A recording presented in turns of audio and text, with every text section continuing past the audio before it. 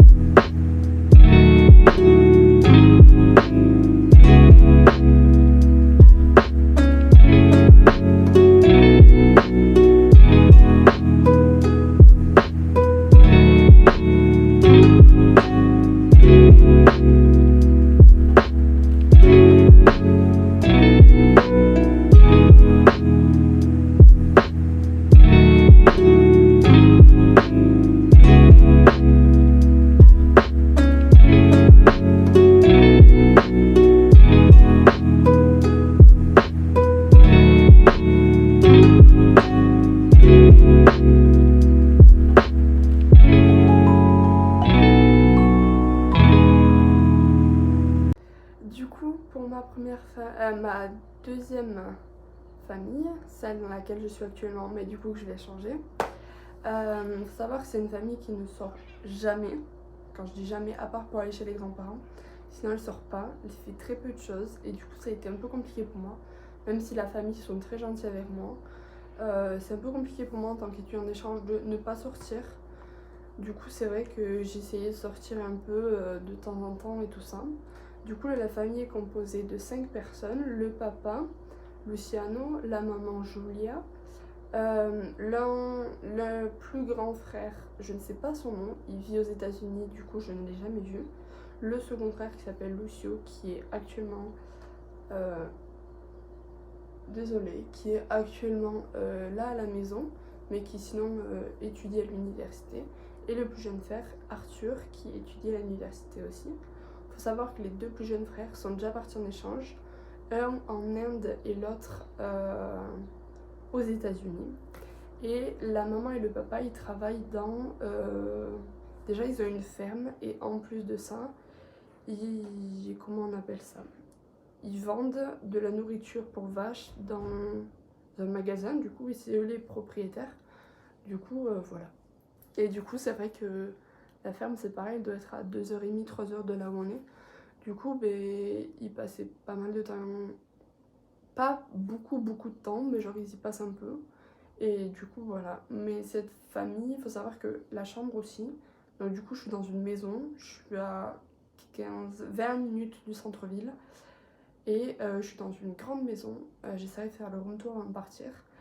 Mais faut savoir que le house tour, pardon, faut savoir que c'était un peu compliqué pour aller dans le centre-ville avec les gens et tout ça.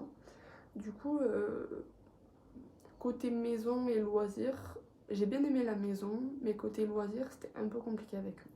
Mais bon, voilà. Du coup, ça c'est tout pour la deuxième famille. Voilà.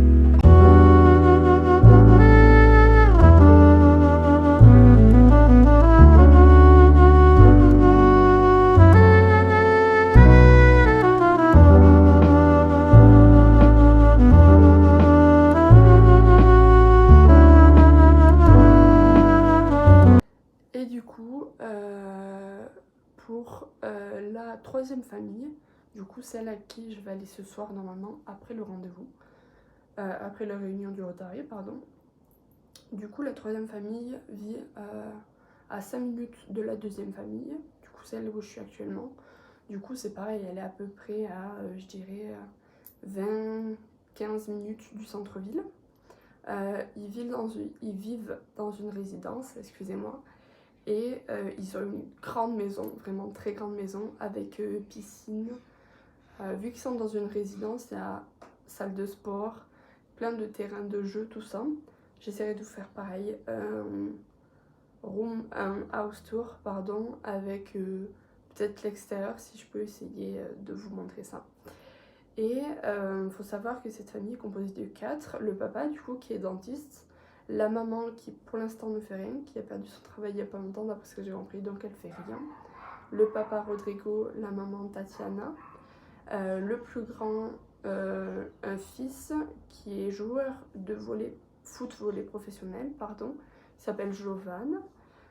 Et la fille, la plus jeune, qui a mon âge, non, qui a 1 an de plus que moi, je pense, d'après ce que je me rappelle, et qui, elle, a fini l'école ici, qui va passer à l'université quand elle revient de son échange, parce que voilà, elle est en échange en France.